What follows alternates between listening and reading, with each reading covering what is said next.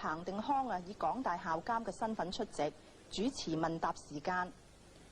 不過李光耀總共只係答咗2個問題啫，其中一個問題係由港督提出嘅。港督問到英國喺過去50年撤出亞洲殖民地嘅過程當中李光耀從中係得到乜嘢嘅啟示 On the whole, it has been a disappointing exercise. I remember as a student in Britain being taught constitutional law by a very distinguished professor who had been one of Churchill's cabinet secretaries. And he illustrated with the example of Ceylon how the ideal transition to democracy and self-government would take place. They had their first municipal elections in 1932 for mayor of Colombo and a council for Colombo. They had 2 universities. They had a thick layer of professionals and administrative officers. They had large sterling balances. So they started off with all the advantages that would ensure progress and prosperity. Of course, I was taught this in 1947 when Ceylon had just got independence. And India, of course, had just gone into turmoil with breakup of Pakistan and India.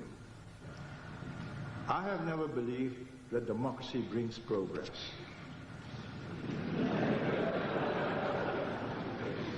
I know it to have brought regression. I watch it year by year, every 2 years when I meet my fellow members of the leaders of the Commonwealth. And it need not have been thus. The British never governed these countries by one man, one vote. It was one British government, one British resident, and his word was law. And he had good district officers whose word was also law for that district. I think regardless of the present missionary zeal of the Americans of democracy and human rights, which has broken up the Soviet Union, it would be misguided to believe that what has worked in very special circumstances amongst European societies and what is barely working in Korea and Taiwan is universally valid.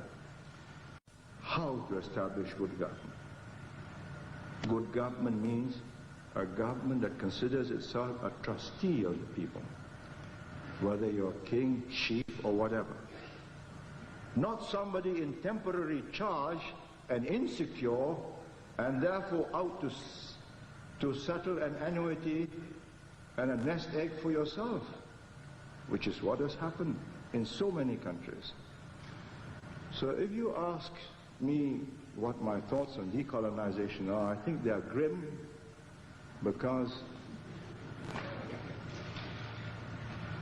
Western political scientists have not lived in these societies, have not understood that what is required is economic progress, development, and the final blossoming of a large educated middle class, which alone can sustain a democracy. When you have 60 to 70% of your population educated,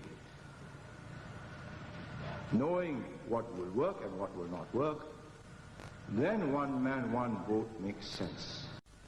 If I give way on Hong Kong to the British, who do not have either military or economic clout to hurt me, then I'm inviting trouble from from Bill Clinton.